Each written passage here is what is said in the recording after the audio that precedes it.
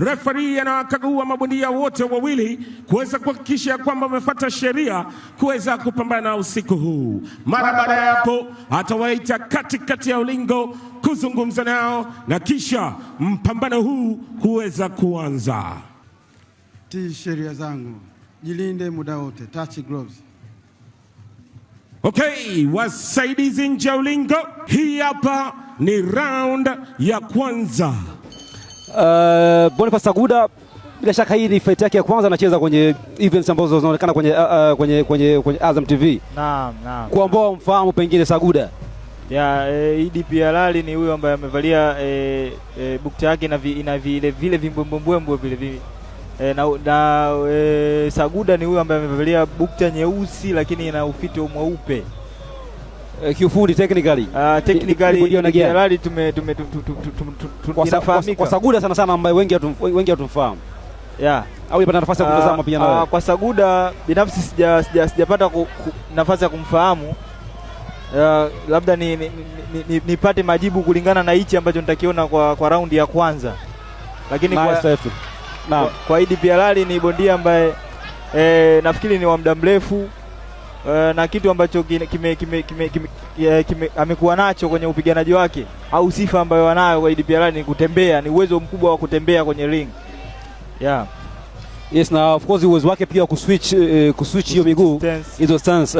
Of course ni southpaw lakini pia mara kadhaa amekuwa akipigana na mguu wa kushoto kama orthodox, kama tunavyoona kwenye round ya kwanza hapa ameanza na mguu wa kushoto kama orthodox dhidi ya Boniface Saguda ambaye naye ni natural ama ni orthodox wa asili kabisa kwenye hii fight. Na moja kati ya mambo ambayo of course amekuwa akimtambulisha pia Halali ni hiyo jab yake ambayo imekuwa ikitoka pia chini. Kwenye hiyo hello hand guard ambayo nice combination. Body punch chini, headshot juu. Nice. Na moja kati ya mambo ambayo nimeona kwenye hizi fights ambazo zinahusisha mabondia wa Mafia, tumeshuhudia idadi kubwa sana body punches. Kuna body punch nyingi sana. Yaani toka fight inaanza kwenye hili tamasha kama unavyozungumziaga brother Aida ni kuna uhaba mkubwa wa body punch. Kibongo ni kuibie tu siri mimi na timu yangu, mimi na bwana Sengo, bwana King Kisogo. Tegemea body punch nyingi. Nimekuibia siri kwa uchache. Body punch nyingi kwenye fight yangu ijayo. Sisemi ipi. Ila kwenye fight yangu inayokuja. Sio usikalili inayokuja kwamba mimi na Chino, ila kwenye fight zangu zijazo. 2 3 4 5 6 7 8 9 10.